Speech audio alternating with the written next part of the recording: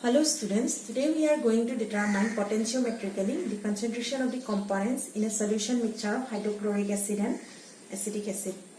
Generally in an acid-base titration, an indicator is used, but in a potentiometric titration, instead of an indicator electrode is used. The potential of the indicator electrode changes with change in concentration of the ions to be titrated. So to determine the potential of the indicator electrode, a reference electrode is used whose potential is kept constant. The cell EMF is given as E is equal to E reference minus E of the inert or E of the indicator electrode, which is equal to E dash plus 0.05916 pH. It is this value is for glass electrode. The change in pH is reflected in the change in potential. When a small amount of standard sodium hydroxide is added to the acid mixture, a little change in EMF is produced in the beginning as the fraction of hydrogen and ion removed. As the equivalence point reaches, a fraction of the hydrogen ion removed to be by a constant volume of standard alkali increases rapidly, thereby causing a rapid change in the EMF.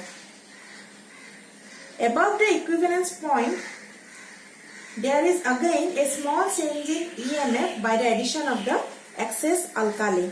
So in case of an acid mixture, the strong acid will neutralize first. So the first equivalent point, it is for the strong acid. Then after complete neutralization of the strong acid, the neutralization of the weak acid begins and a second equivalence point is obtained for the weak acid. So to determine the pH of that mixture, we are using this digital pH meter. So here this is the pH electrode.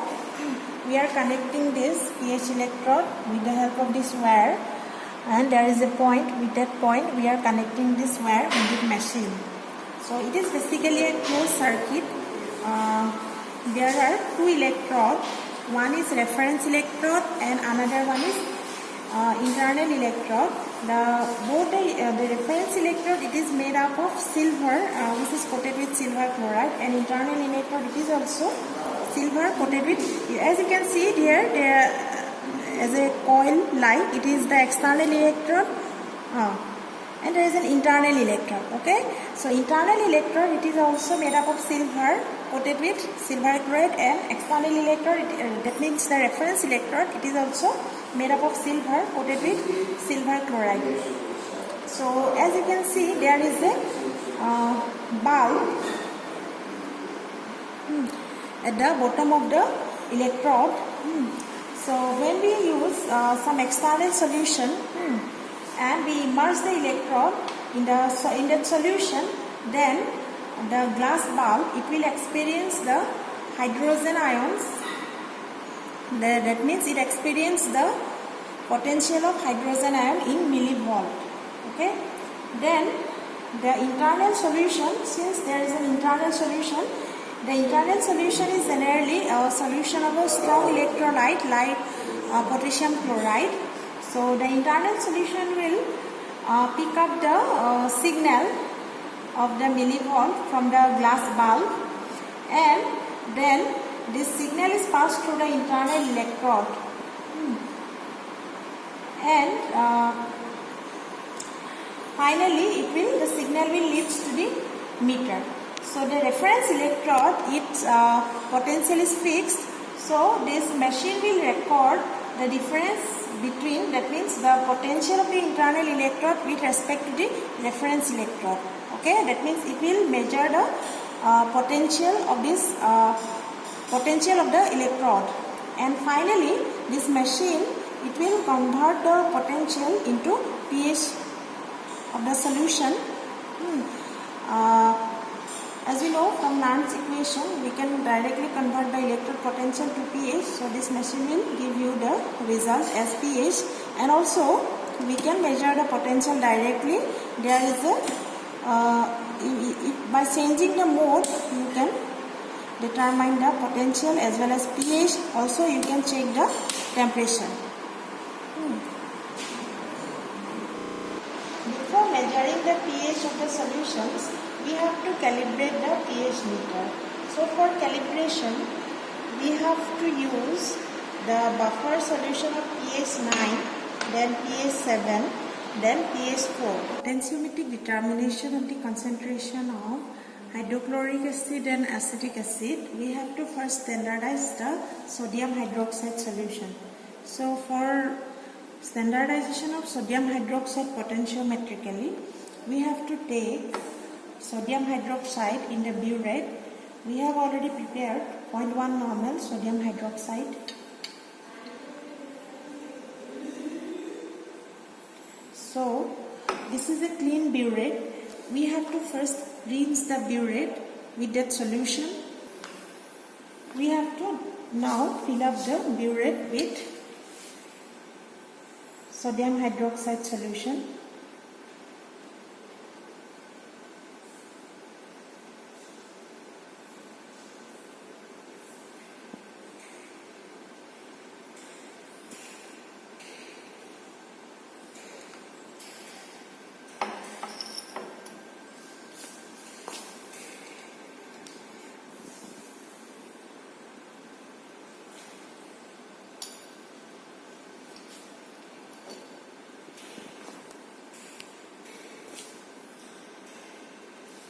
So here we have taken the sodium hydroxide solution, a solution which we are going to standardize with oxalic acid.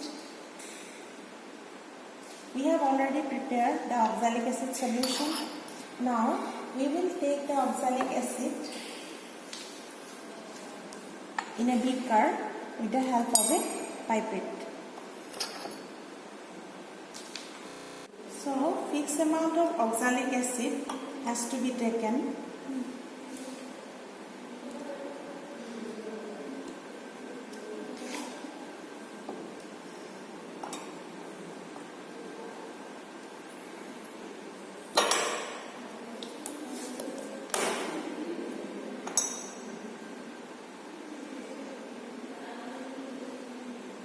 So here we take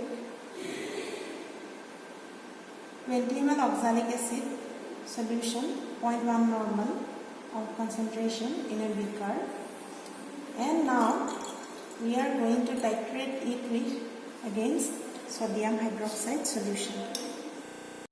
Now we are going to standardize sodium hydroxide. So for this we have taken 20 ml of oxalic acid solution in that beaker, and we are measuring the pH as well as millivol. Okay, so here pH is given, so and we have to record this value.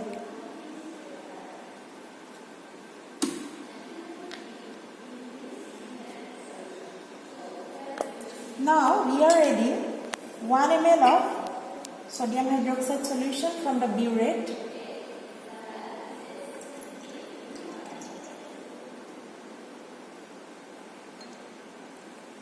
Now we have recorded. Now we will mix the solution.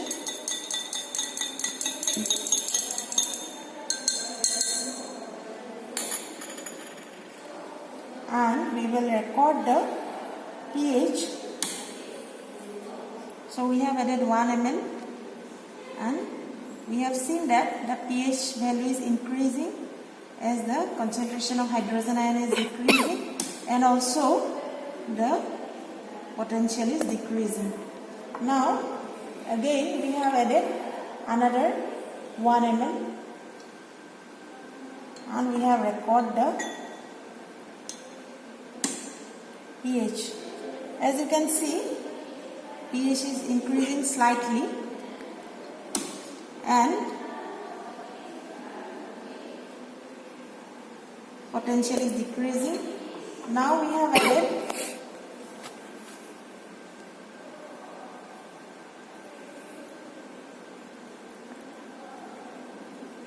1 ml sodium hydroxide again,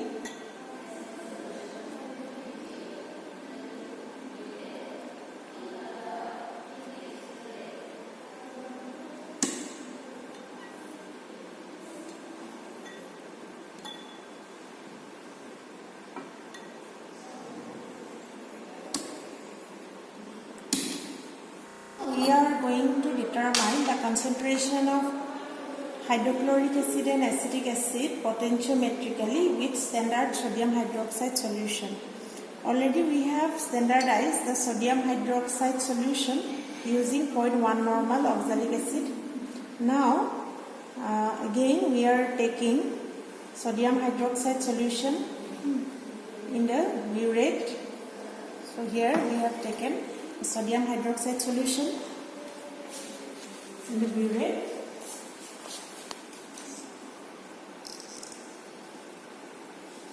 And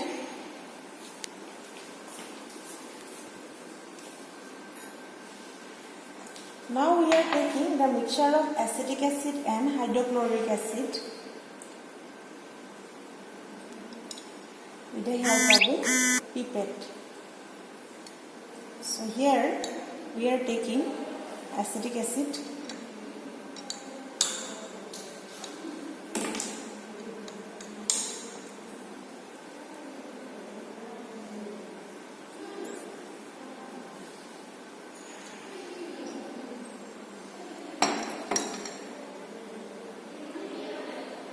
So here this is acetic acid.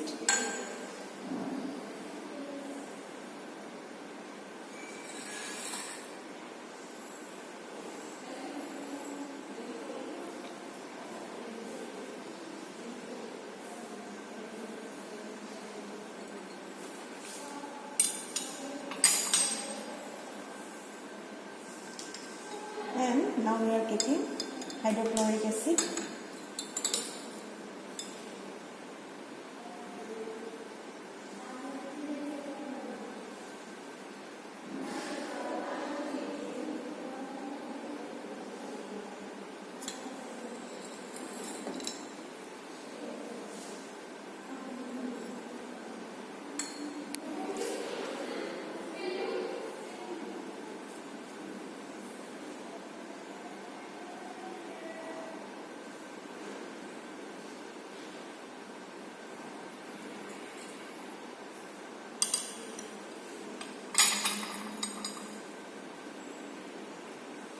We are going to titrate the acid mixture with standard sodium hydroxide solution. So for this already we have taken the acid mixture in a beaker. Now we are going to take the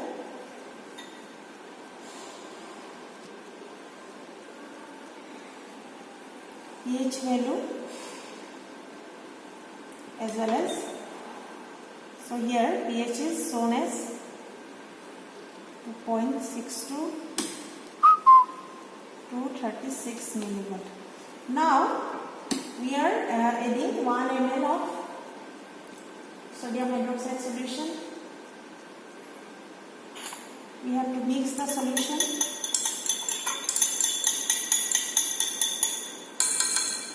And we have to keep the solution for stabilization. And now we are taking the pH value. As you can see, the pH value is increasing and potential in millivolt is decreasing.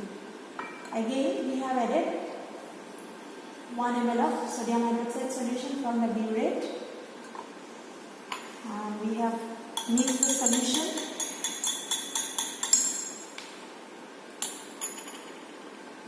and now we are taking the value of pH. So as you can see, pH value is increasing slowly and the millivolt is decreasing. Again we have added 1 ml sodium hydroxide solution and we have mixed the solution.